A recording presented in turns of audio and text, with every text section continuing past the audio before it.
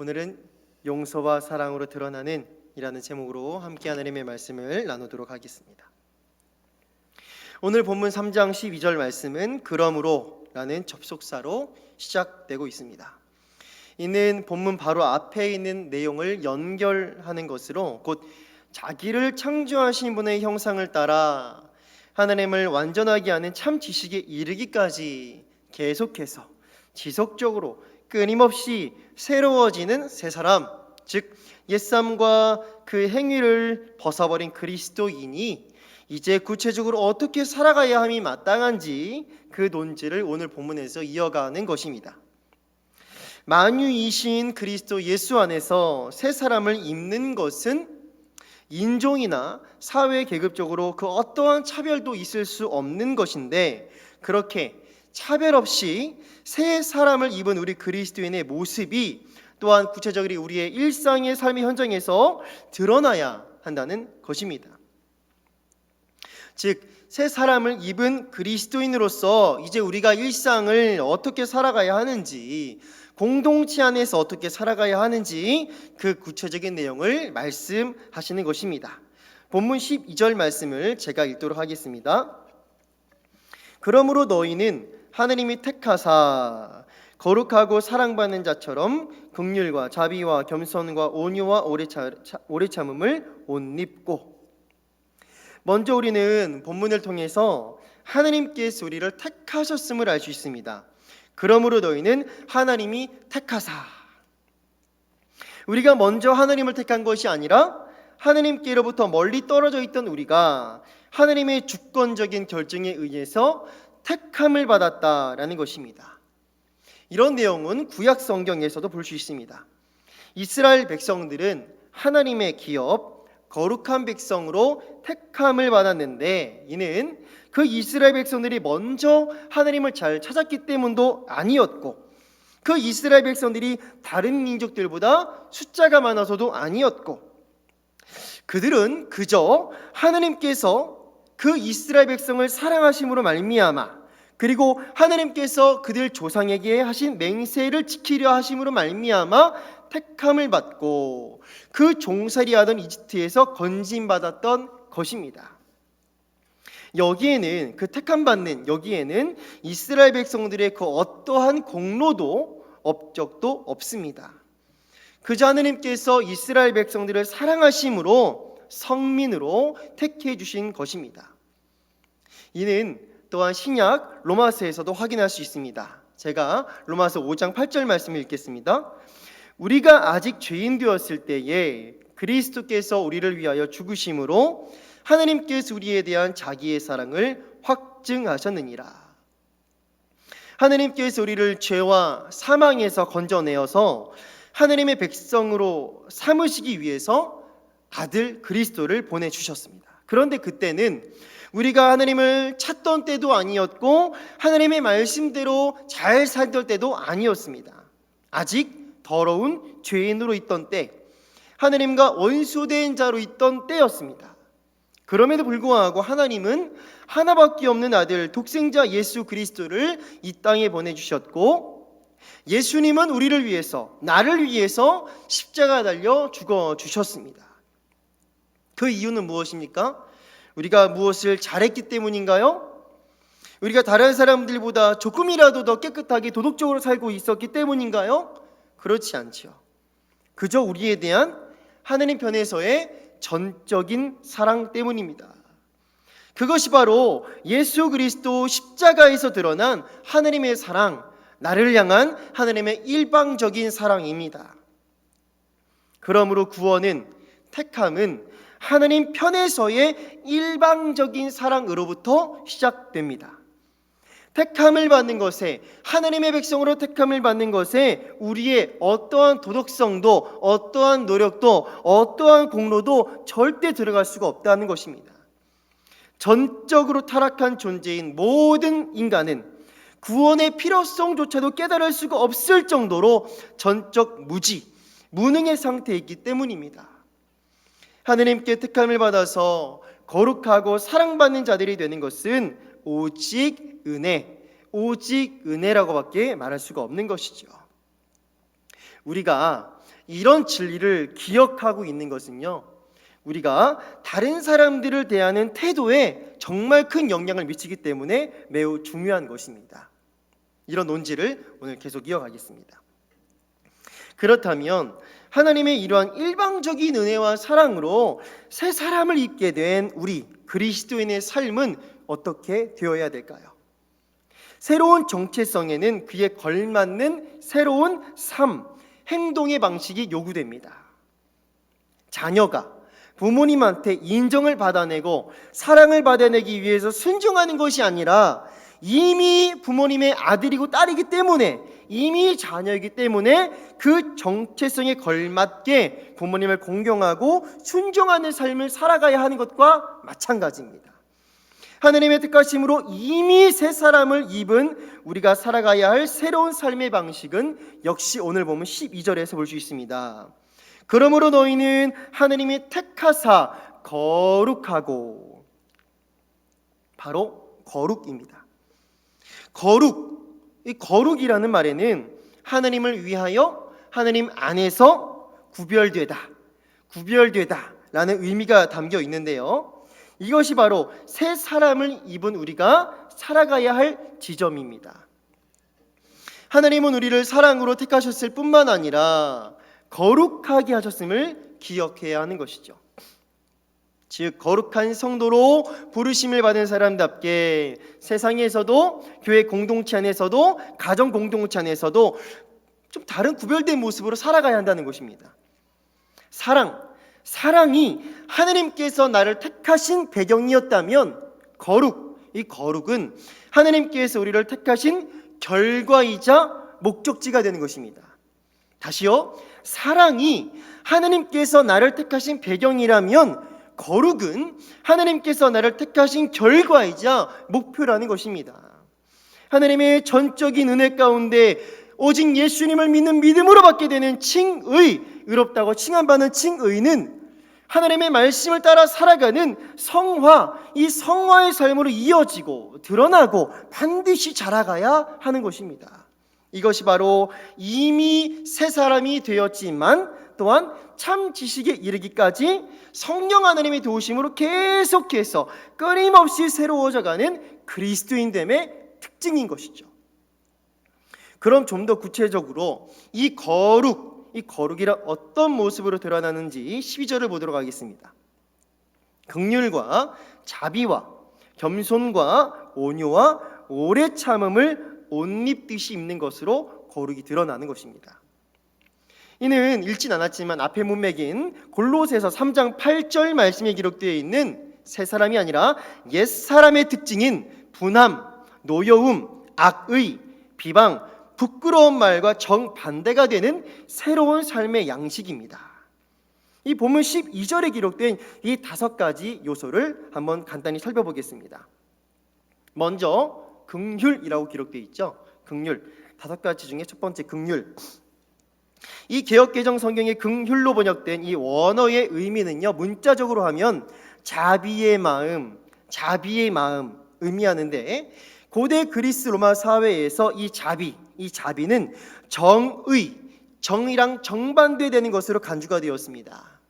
왜냐하면 아무런 노력을 하지 않은 사람에게 도움이나 위안을 제공하는 것을 자비로 보았기 때문입니다.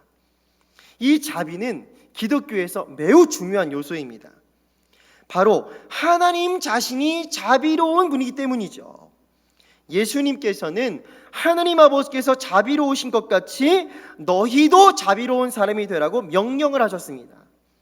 그러므로 자비는 은혜를 모르는 은혜를 모르는 자와 악한 자에게도 인자하신 그 하나님의 자비하심을 본받아서 불행한 사람이나 고통을 당하는 사람들을 사랑하고 가볍게 여기고 심지어 원수까지도 사랑하고 선대하는 것입니다.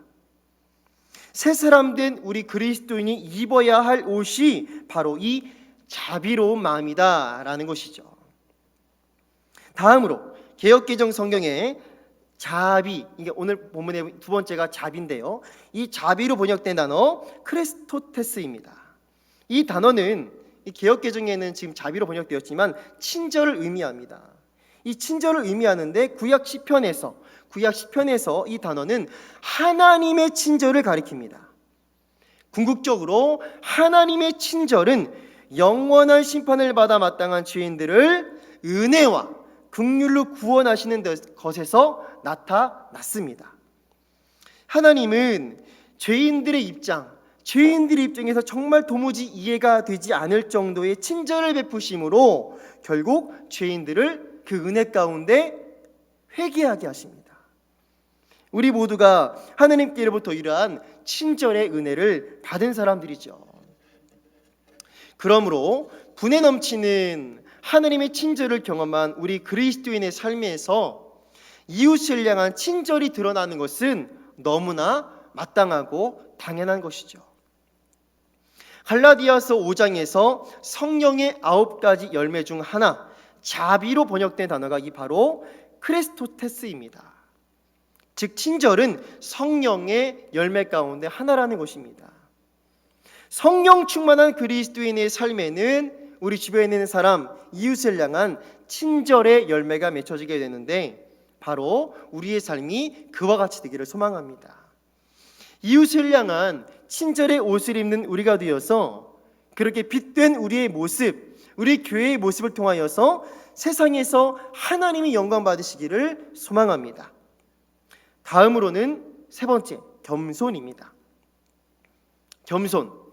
이 겸손은 무한하시고 위대하신 하나님 앞에서 우리가 얼마나 보잘것없는 존재인지 바로 알고 자기 자신을 낮추는 것, 이게 바로 겸손입니다.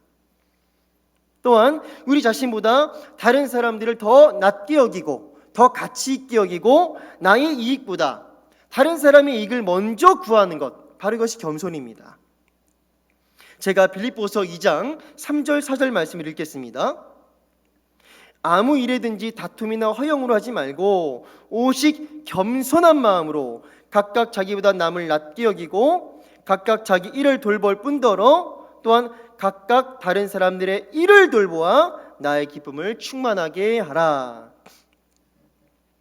사실 진정한 겸손의 본은 예수님이시죠. 예수님은 자신을 낮추시고 십자가 달려 죽기까지 하나님께 겸손히 복종하셨습니다. 빌립보서 2장 5절부터 8절까지 말씀을 잘 읽겠습니다. 너희 안에 이 마음을 품어라. 곧 그리스도 예수의 마음이니 그는 근본 하나님의 본체시나 하나님과 동등됨을 취할 것으로 여기지 아니하시고 오히려 자기를 비워 종의 형체를 가지사 사람들과 같이 되셨고 사람의 모양으로 나타나서 자기를 낮추시고 죽기까지 복종하셨으니 곧 십자가에 죽으심이라. 그러므로 이 겸손은 십자가를 지신 예수님의 마음을 품는 것이 겸손입니다. 우리 교회가 신앙의 연수를 더해갈수록 더 비워지고 낮아지고 나보다 남을 더 낮게 여기고 이웃을 위해서 나를 희생할 줄 아는 진정 겸손한 마음, 그리스도 예수의 마음을 품고 드러내는 주님을 닮아가는 교회가 되기를 소망합니다. 네 번째로는 온유, 그리고 다섯 번째로는 오래 참음입니다. 겸손과 온유 그리고 오래 참음은 교회의 하나됨을 지키는 데에 필수적인 요소죠. 사도 바울은 에베소서 4장 2절 말씀에서 이와 같이 말합니다. 모든 겸손과 온유로 하고 오래 참음으로 사랑 가운데에서 서로 용납하고. 하나님께 부르심을 받은 성도는 그 부르심에 합당하게 살아야 하는데 곧 모든 겸손과 온유로 하고 오래 참음으로 사랑 가운데서 서로 용납해야 하는 것입니다. 그래서 성령 하나님께서 평안에 매는 줄로 우리를 하나가 되게 하신 것을 힘써 지켜나가야 하는 것이죠. 결코 성내는 것이, 분을 내는 것이 하나님의 의를 이루지 못한다는 말씀을 기억하고 교회 공동체 안에서 혈기와 분노로 우리 형제와 자매를 대하는 일이 없어야겠습니다. 심지어 거역하는 사람을 온유함으로 훈계할 수 있어야 합니다. 만일 어떤 사람이 어떤 죄에 빠진 일이 드러나게 되면 신령한 우리는 온유한 마음으로, 혈기 가득한 마음이 아니라 온유한 마음으로 그러한 사람들을 바로잡아 주어야 합니다. 내가 정답을 다 알고 있다고 해서 부족하고 연약한 어떠한 사람을 무례함과 혈기로 훈계해서는 안 되는 것이죠. 우리 예수님께서도 연약하고 무지한 우리를 온유함으로 그리고 오래 참음으로 대하고 계시다는 사실을 기억해야 합니다. 특히 우리 다음 세대에 대해서 이런 마음을 품을 수 있어야겠죠. 우리 다음 세대를 보면 때로는 이렇게 답답한 마음이 들 때가 있어요. 그렇지만 그런 친구들을 볼 때마다 주님께서 나를 보실 때도 이럴 수 있겠다라는 마음을 가지고 주님이 나를 오래 참고 온유함으로 대하신 것처럼 우리도 온유한 마음으로 우리의 다음 세대들을 사랑하고 품을 수 있어야만 하는 것입니다. 그리고 오래 참음은 문자적으로 분노를 오랫동안 억제하는 것을 의미합니다. 특히 다른 사람이 입힌 피해나 악한 행동에 대해서 화를 내거나 보복을 하지 않고 오랫동안 견뎌내는 것입니다. 온유와 오래 참음도 성령 충만한 교회가 맺어야 할 성령의 열매 가운데 하나입니다. 여기까지 정리하자면 오늘 본문 12절 말씀에 기록된 자비의 마음, 그리고 친절, 겸손, 온유함, 그리고 오래 참음은 모두 하나님과 예수 그리스도의 성품입니다. 따라서 우리가 이러한 모습을 옷 입는다는 것은 곧 하나님과 예수님을 닮는다는 것을 의미합니다. 바로 우리가 하나님께 택하심을 받은 거룩하고 사랑받는 자들이라는 것을 확신하고 그 신분에 걸맞은 옷을 입고 우리가 마주하는 모든 일상의 관계 앞에 설 수 있기를 소망합니다. 우리를 창조하신 하나님의 형상을 따라 참된 지식에 이르기까지 끊임없이 새로워져가는, 더 날이 갈수록 주님을 닮은 교회로 굳건하게 세워져가는 성숙한 교회가 되기를 소망합니다. 이제 13절 말씀을 성도님들께서 한번 읽어보겠습니다. 13절입니다. 다 같이 시작.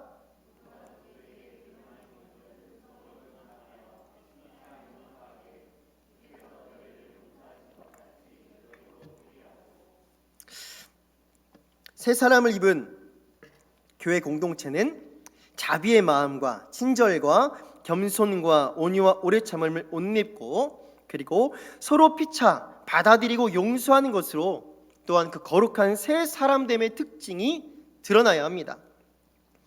서로 다른 사람들이 모여서 한 몸을 이룬 교회 공동체 안에는 때때로 불평과 불만이 있을 수 있습니다. 불만이라는 것이 아예 없을 수 있는 것이었다면 서로 용서하라는 말씀도 없었겠죠.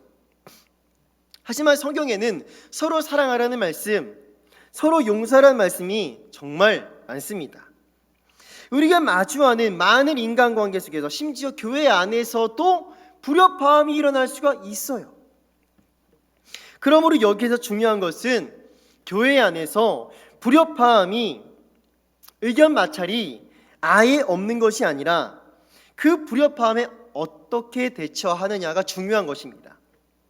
바로 여기에서 세상과 그리고 새 사람 공동체인 교회의 극명한 차이가 드러나는 거예요.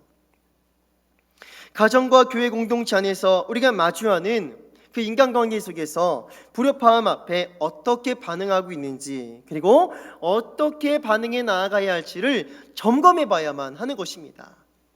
자, 그렇다면 우리는 교회 공동체 안에서 일어날 수 있는 관계의 불협화음과 어려움들을 어떻게 극복하고 용납하고 용서하는 삶을 어떻게 살아갈 수가 있을까요? 사랑해야 된다는 거, 용서해야 된다는 거 잘 아시잖아요. 잘 알겠는데 그게 가능하려면 어떻게 해야 되는 것일까요? 13절 말씀을 제가 다시 한번 읽어보겠습니다. 누가 누구에게 불만이 있거든 서로 용납하여 피차 용서하되 주께서 너희를 용서하신 것 같이 너희도 그리하고. 교회 공동체는 예수 그리스도의 용서를 경험한 사람들의 모임입니다. 예수님의 용서를 받은 사람들의 모임이 교회입니다. 우리는 나의 힘으로는 도저히 갚을 수가 없는 엄청난 빚을 탕감받은 수혜자라는 사실을 기억해야 하는 것이죠. 우리가 예수님께 먼저 받은 용서를 기억할 때, 바로 그 은혜를 기억할 때에만 또한 다른 사람들을 용서하는 것이 그때 가능해집니다. 마태복음 18장에는 도저히 갚을 수가 없는 어마어마한 빚을 전부 탕감받는 사람 이야기가 나옵니다. 그거를 예전에 제가 지금 현재 화폐 가치로 계산해 봤더니 죽을 때까지 아무것도 안 먹고 아무것도 안 쓰면서 죽을 때까지 벌어도 절대 갚을 수 없는 금액이더라고요. 근데 그 어마어마한 빚을 단번에 그냥 조금씩 한 번에 탕감받은 사람이 나오죠. 근데 정작 자기에게 작은 빚진 형제 하나를 용서하지 않은 그 악한 종의 이야기가 바로 그 마태복음 18장에 기록되어 있습니다. 그 사람은 왜 평생을 다해도 절대 갚을 수가 없는 어마어마한 빚을 단번에 다 탕감받고서도 자기에게 그 조그만한 작은 빚을 진 형제 한 사람을 용서하지 않았던 것일까요? 그 사람은 왜 형제에게 자비를 베풀어 줄 수가 없었던 것일까요? 한 가지 확실한 것은 은혜를 까먹을 때, 그 은혜의 가치를 제대로 모를 때 그럴 수 있다는 것입니다. 우리도 내가 받은 십자가 대속의 은혜, 그 사랑의 은혜를 망각한다면, 또는 그 십자가, 그 은혜와 그 사랑을 깨닫지를 못한다면 우리 눈에는 내가 받은 상처만 보이게 될 것입니다. 내가 받은 손해와 억울한 것만 보이게 될 것입니다. 즉 다른 사람의 허물만 보이게 된다는 것입니다. 이렇게 되면 교회를 다니면서도 정작 내가 받은 어마어마한 은혜를 누리지 못할 뿐만 아니라 다른 사람에게도 은혜로 대하지 못하게 되는 사람이 됩니다. 다른 사람들을 정죄하고 용서하지 못하는 강팍한 사람이 된다라는 것이죠. 그러나 우리 눈앞에 예수님의 피 묻은 십자가가 선명하게 보인다면, 예수님께서 피 흘려 죽으심이 바로 나 때문이라는 것이 절절하게 깨달아지고 믿어진다면 이제 다른 사람의 허물짐은 아무것도 아닌 것처럼 여겨지게 됩니다. 내가 받은 용서의 무게에 비하면 다른 사람들의 허물은 사실 아무것도 아니기 때문이지요. 이러한 사람이 바로 그 눈에서 들보가 빼어진 밝지 보는 사람입니다. 은혜의 사람이 되는 것이죠. 은혜의 눈이 되는 것이죠. 그러므로 용서도 내 힘으로 하는 것이 아닙니다. 용서도 율법적으로 하신 것이 아닙니다. 오직 예수님의 십자가의 은혜, 내가 받은 그 용서의 은혜와 사랑을 기억하고 바라볼 때에만 가능해지는 것입니다. 오직 예수님의 십자가만이 우리가 따라가야 할 완전한 용서의 본이자 또한 그 용서를 가능하게 하는 능력이 됩니다. 주께서 너희를 용서하신 것 같이 너희도 그리하고. 그러므로 우리는 1년에 단 한 번 고난주간에만 십자가를 묵상하는 것이 아니라 날마다 그 은혜의 십자가 앞으로 가까이 나아가야 합니다. 주님께서 나에게 베풀어 주신 그 은혜, 그 십자가 사랑을 날마다 기억하고 마음에 새기는 우리가 되어야 돼요. 가만히 있는다고 해서 새겨지지 않습니다. 바로 거기에서부터 우리는 나와 다른 사람들을 받아들일 수 있는 용납과, 그리고 나에게 심지어 손해를 끼친 사람들을 용서할 수 있는 능력을 매일매일 얻게 되는 거예요. 1년 전에 받은 은혜로 오늘을 살아가는 것이 아니죠. 10년 받은 용서의 가물가물한 그 은혜로 지금 오늘의 내 눈앞에 있는 그 원수를 용서하신 것이 아닙니다. 그래서 사실 매일매일 말씀 읽고 묵상하지 않으면 우리는 떠내려가게 되어 있어요. 복음에 대해서, 말씀에 대해서 예전에 다 들었던 말씀, 다 아는 말씀이라고 생각하지 마시고 더 겸손하게 날마다 말씀 붙들고 하나님께로 나아가고 더 힘써 기도의 자리로 나아가서 은혜를 사모하고 성령의 충만함을 사모하고 그래서 십자가 그 복음의 능력과 은혜로 충만한 정말 깨어있는 우리가 되기를 간절히 소망합니다. 끝으로 본문 14절 말씀을 제가 읽겠습니다. 이 모든 것 위에 사랑을 더하라. 이 모든 것 위에 사랑을 더하라. 이는 온전하게 매는 띠니라. 새 사람을 입은 우리가 가져야 할 거룩한 이 특징들, 이러한 모습들은 결국 사랑을 통해서 온전해질 수 있습니다. 새 사람 공동체인 교회는 사랑으로서 이 거룩함의 특징들을 이루어갈 수가 있고 온전한 하나됨을 이룰 수가 있습니다. 예수님께서 우리에게 주신 새 계명은 사랑이죠. 내 계명은 곧 내가 너희를 사랑한 것 같이 너희도 사랑하라 하는 이것이니라. 용서와 사랑의 본이 되어 주신 예수님으로 충만하고 주님께서 주신 새 계명을 따라서 서로 사랑하며 살아갈 때 우리 교회는 온전히 하나가 될 수 있고 아름다운 열매가 맺혀질 수밖에 없고 하나님께서는 영광을 받으실 줄 믿습니다. 그리고 세상은 그렇게 빛과 소금된 뭔가 남다른 이 교회의 거룩한 특징의 모습을 발견하게 되면서 세상 사람들이 우리 교회를 보고 하나님을 찬양하게 되겠지요. 이제 오늘 설교를 마무리하겠습니다. 나는 하나님께 택함을 받은, 은혜로 택함을 받은 거룩하고 사랑받는 자들이라는 것을 잊지 않아야 합니다. 전율을 느낄 때까지 하나님께서 나를 사랑하신다는 것을 말씀을 묵상하고 또 묵상하기를 바랍니다. 하나님의 사랑이 가물가물하고 잘 느껴지지 않는다면 예수님의 십자가를 바라보시길 바랍니다. 십자가 복음의 은혜와 능력이 나를 감싸고 나를 주장할 수 있도록, 내 마음을 충만하게 주장할 수 있도록 더 말씀과 기도의 자리로 깨어나가기를 바랍니다. 말씀이 나를 주장할 때, 그 예수님의 살아있는 복음의 메시지가 나를 주장할 때 우리는 거룩한 새 사람으로 넉넉하게 살아갈 수가 있습니다. 또한 택하심을 받은 거룩하고 사랑을 받는 자들답게 자비와 친절, 겸손과 온유, 오래 참음과 용서, 그리고 사랑으로 살아가시는 우리 성도님들이 되시길 바랍니다. 교회에서, 우리 가정에서, 직장과 학교에서 우리는 그러한 새 사람으로 드러나야만 합니다. 그러할 때 이 어두운 세상은 새 사람 된 우리의 모습 속에서, 교회의 모습 속에서 하나님의 형상을 발견할 수 있을 것입니다.